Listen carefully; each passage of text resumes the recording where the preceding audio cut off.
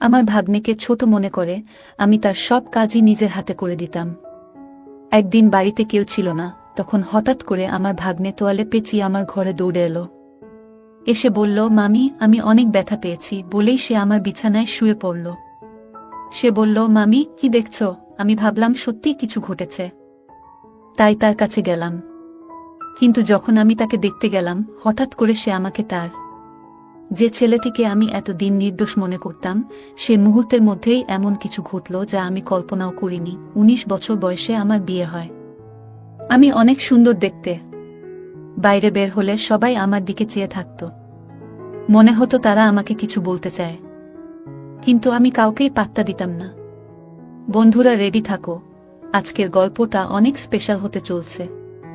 দয়া করে গল্পগুলো ভালো লাগলে ভিডিওটি লাইক, শেয়ার এবং চ্যানেলটি সাবস্ক্রাইব করো প্লিজ।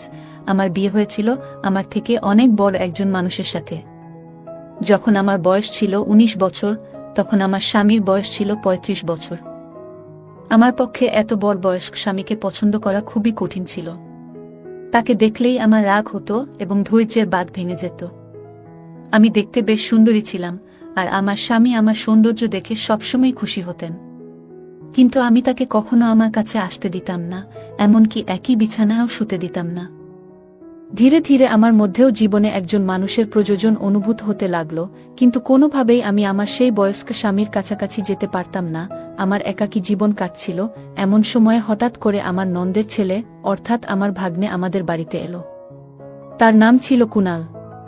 আমি কুনালকে প্রথমবারের মতো দেখছিলাম, কারণ সে আমাদের বিয়েতেও আসতে পারেনি। সেই সময়ে সে হোস্টেলে ছিল এবং তার পরীক্ষা চলছিল। বাড়িতে আসার পর কুনাল পরিবারের সবার সাথে কুশল বিনিময় করছিল। তারপর সে আমাকে আলিঙ্গন করল, যা দেখে আমার স্বামী একটু বিরক্ত হয়ে উঠল। পরিস্থিতি স্বাভাবিক করতে আমি কুনালকে জিজ্ঞাসা করলাম, কুনাল, হঠাৎ করে বাড়িতে আসার সুযোগ কিভাবে পেলি? এই প্রশ্ন করার পরই আমার শাশুড়ি মা রেগে গিয়ে বললেন, তুমি কে জানতে চাওয়ার? আমার মেয়ের ছেলে এখানে আসতে পারবে না। আমি বিনয়ের সাথে বললাম, না মা, আমার ওভাবে বলার মানে ছিল না। আমি শুধু বলতে চেয়েছিলাম কুনাল আমাদের বিয়েতে আসেনি, তো হঠাৎ আজ এলো কেন? কুনাল মুচকি হেসে বলল, নানি, মামি তো শুধু প্রশ্ন করেছেন, রাগ করবেন না। আমার তখন ফাইনাল পরীক্ষা চলছিল, তাই বিয়েতে আসতে পারিনি। তবে এখন আমি এসেছি, আর মামি থেকে অনেক আদর নিয়ে তবেই ফিরব। যখন মন ভরে যাবে তখনই ফিরে যাব। এই কথা শুনে সবাই হেসে উঠল। আমি কুনালের থাকার বিষয়টা জানতে চাইনি, শুধু মজা করে একটা প্রশ্ন করেছিলাম। কিন্তু শাশুড়ি মা রেগে গেলেন, তাই আর কিছু বলার সাহস পেলাম না। কিছুক্ষণ পর কুনাল ফ্রেশ হয়ে এলে শাশুড়ি মা আমাকে তার জন্য নাস্তা আনতে বললেন। নাস্তা নিয়ে যাচ্ছিলাম, হঠাৎ পা পিছলে প্লেট কুনালের উপর পড়ে গেল। নাস্তা তার পোশাকে পড়ায় শাশুড়ি মা চিৎকার করে বললেন, তাড়াতাড়ি তার পোশাক পরিষ্কার করো। তখন স্বামী বাড়িতে ছিলেন না, আমার স্বামী তখন বাজারের কাজে বাইরে গিয়েছিলেন। শাশুড়ি মায়ের বকুনি শুনে আমি ঘাবড়ে গিয়ে রান্নাঘর থেকে একটি কাপড় আনতে গেলাম। কাপড় পরিষ্কার করার আগে আবার জিজ্ঞাসা করলাম, মা, সত্যিই কি আমাকে কুনালের জামা পরিষ্কার করতে হবে? উত্তরে শাশুড়ি মা রেগে বললেন, আর কে করবে? ভুলটা তুমি করেছ, তাই তোমাকেই ঠিক করতে হবে। পুরো ব্যাপারটায় কুনাল চুপ ছিল, নিজের জামা পরিষ্কার করার চেষ্টা করেনি। জামা পরিষ্কার করতে গিয়ে আমি একটু অস্বস্তি বোধ করছিলাম। কুনাল নিজেই পরিষ্কার করতে পারত, কিন্তু সে দাঁড়িয়ে আমাকে কাজটা করতে বলল। আমার সংকোচ হচ্ছিল, আর সে মিষ্টি চোখে তাকিয়ে বলল, মামি, এখানে এভাবে পরিষ্কার করুন। ধীরে ধীরে নির্দেশনা দিল কিভাবে করতে হবে।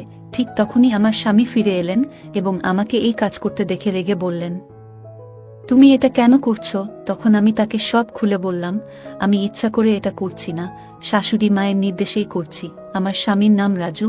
তিনি শাশুড়ি মায়ের দিকে তাকিয়ে বললেন, মা, কুনাল এখন নিজেই, সে আর ছোট্টি নেই যে আমার স্ত্রীর সাথে এভাবে কাজ করানো হবে। যা হয়েছে তা ছিল একটা দুর্ঘটনা। ভবিষ্যতে এমন কোনো কাজ করার চেষ্টা করো না যা একজন পুরুষের কাজ। এই বলে রাজু আমার হাত থেকে কাপড়টা সরিয়ে নিয়ে চলে গেলেন। তিনি যে বাজারের জিনিসপত্র নিয়ে এসেছিলেন তা পাশে রেখেই বেরিয়ে গেলেন।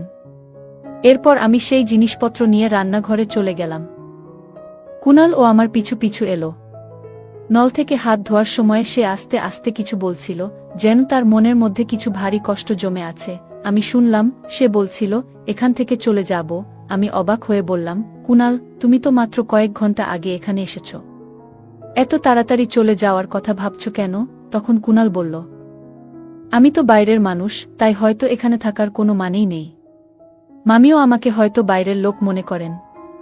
মায়ের স্নেহ পেতে এসেছিলাম, কিন্তু হয়তো আমার ভাগ্যে তা নেই। এই কথা বলে সে চলে যেতে চাইল।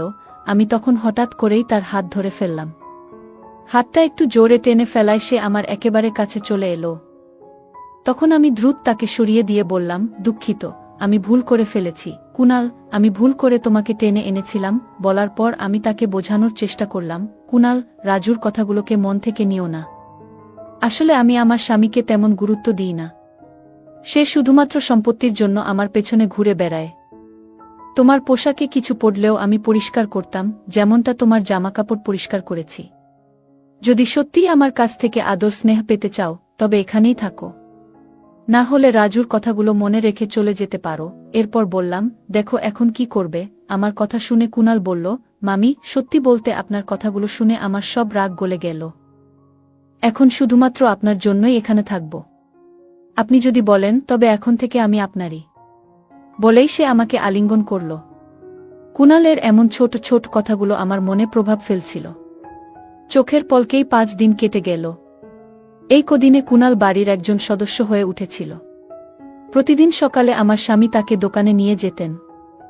রাজুর একটি ছোট দোকান ছিল, আর কুনালকে একঘেয়েমি থেকে বাঁচাতে তাকে সঙ্গ নিতেন। কুনাল আসার পর বাড়ির কাজের চাপ বেড়ে গেল। শাশুড়ি মা সারাদিন মন্দিরে থাকায় বাড়ির কাজে সহায়তা করতেন না, আর স্বামীর আয়ও ছিল কম, তাই কাজের লোক রাখা সম্ভব ছিল না। একদিন আমি রাজুকে বললাম, রাজু, এত কাজ আর পারছি না। বাড়িতে এখন আরও একজন সদস্য, কিন্তু শাশুড়ি মা কোনো সাহায্য করছেন না। আমাদের কথোপকথন শাশুড়ি মা শুনে ফেললেন। রেগে ঘরে ঢুকে বললেন, এই বয়সে তুমি আমার কাছ থেকে কাজ করাতে চাও? আর স্বামীর কানেও কথা ঢালছ। এরপর তর্ক শুরু হলো। রাজু এসে বলল, দুজনেই চুপ করো। মা আর আগের মতো কাজ করতে পারেন না, আর আমি কাজের লোক রাখতে পারবো না, যার জন্য বাড়ির কাজ বেড়েছে। সেই সাহায্য করবে। তারপর রাজু কুনালের দিকে তাকিয়ে বলল, কুনাল, তুমি দোকানে যাবে না, বাড়িতে থেকে মামির কাজে সাহায্য করবে। স্বামী তার দায়িত্ব থেকে মুক্তি পেতে নিজের ছোট ভাইপোকে আমার সাথে বাড়িতে একা রাখার সিদ্ধান্ত নিয়েছিল। আমি কিছু না বলেই তার এই সিদ্ধান্ত মেনে নিলাম। পরের দিন থেকে কুনাল বাড়িতে থেকে আমার সাথে কাজ করা শুরু করল। সকালে ঘরের কাজের সময় সে আমাকে সাহায্য করত।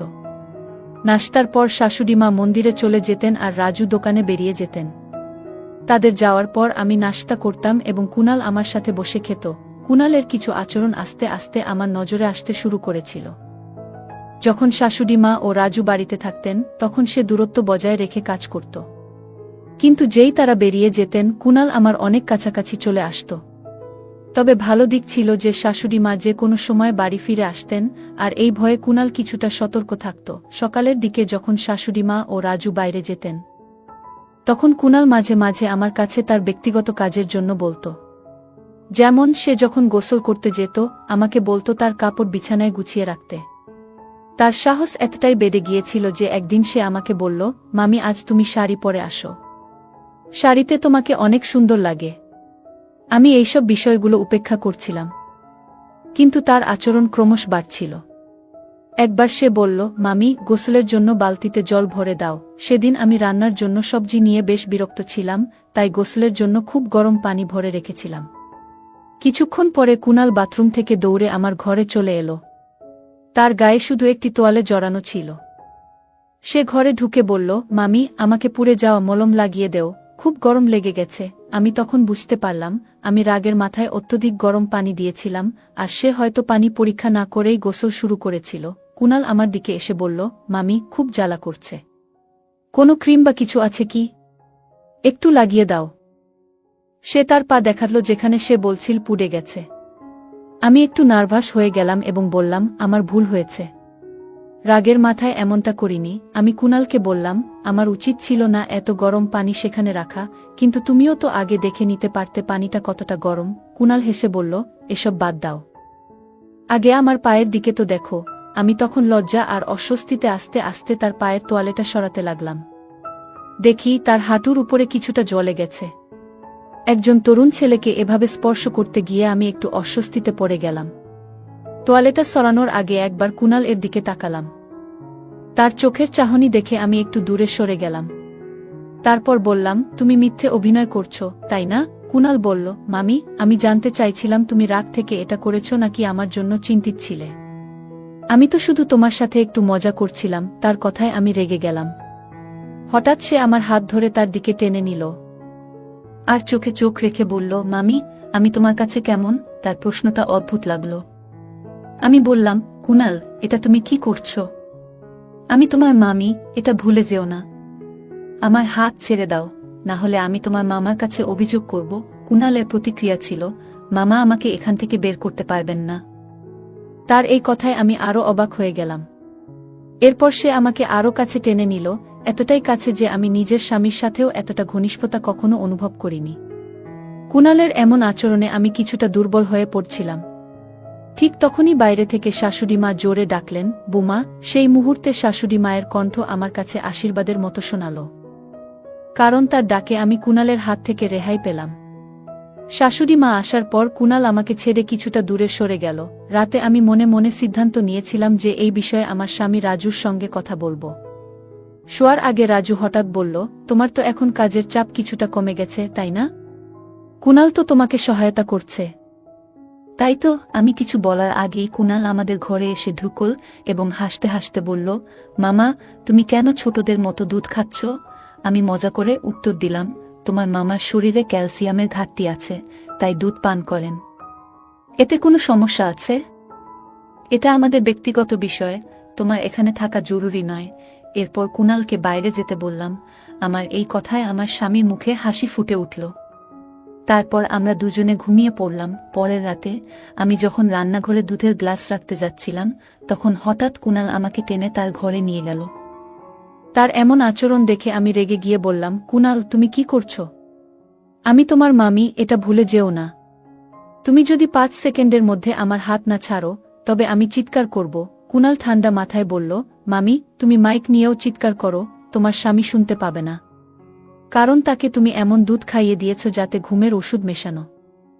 আমি সবকিছু দেখেছি, আর আমার মোবাইলেও সেই ঘটনা রেকর্ড আছে। কুনালের কথাগুলো শুনে আমি হতভম্ব হয়ে গেলাম। তার মোবাইল স্ক্রিনে আমি নিজেকে দেখতে পেলাম, যেখানে দেখা যাচ্ছিল আমি রাজুর দুধের গ্লাস এ ওষুধ মেশাচ্ছি। সে বলল, মামি, একবার ভাবো, যদি মামা এই ভিডিও দেখে ফেলে, তাহলে কি হবে? আমি প্রতিদিন রাজুর দুধের গ্লাস এ চুপিসারে ঘুমের ওষুধ মিশিয়ে দিতাম। কুনাল সেই ঘটনা ভিডিও করে আমাকে ব্ল্যাকমেইল করতে শুরু করল এবং আমার সাথে ঘনিষ্ঠ হওয়ার চেষ্টা করতে লাগল। এতটা ধূর্ত হবে তা আমি ভাবতেও পারিনি। তখন আমার কাছে মিষ্টি কথা বলে তাকে শান্ত করা ছাড়া আর কোনো উপায় ছিল না। তাই আমি কুনাল এর কাছে গিয়ে তার গলায় হাত রেখে বললাম, কুনাল, আমি তো শুধু তোমার সাথে মজা করছিলাম। তুমি যখন থেকে এখানে এসেছো, তখন থেকেই তুমি আমার খুব কাছের মানুষ হয়ে গেছো, কিন্তু আমি বলতে পারিনি। আজ সুযোগ পেয়েছি, তাই বলছি। আমি কুনালকে এমনভাবে জড়িয়ে ধরলাম যেন সে আমার কথায় বিশ্বাস করে। কিছুক্ষণ পর বললাম, কুনাল, আমার পেটে হঠাৎ ব্যথা করছে, কাল এসে তোমার সঙ্গে দেখা করব। এই বলে আমি তার ঘর থেকে বেরিয়ে এলাম। পরের দিন থেকে রাজু কুনালকে তার দোকানে নিয়ে যেতে লাগল। কুনালের উপর আমার একদম বিশ্বাস ছিল না।